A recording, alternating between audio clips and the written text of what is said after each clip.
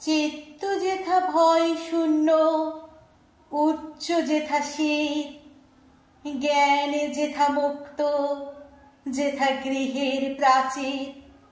আপন প্রাঙ্গণ তলে দিবস সর্বরে, বসুধারে রাখে নাই খণ্ড ক্ষুদ্র করি।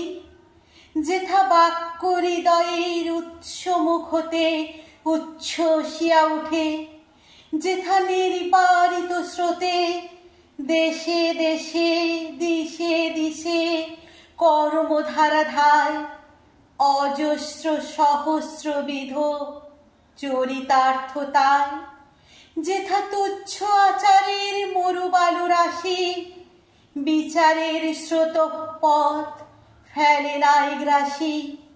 পৌরুষের করেনি শতধা, নিত্য যেথা তুমি সর্বকর্ম চিন্তা আনন্দের নেতা।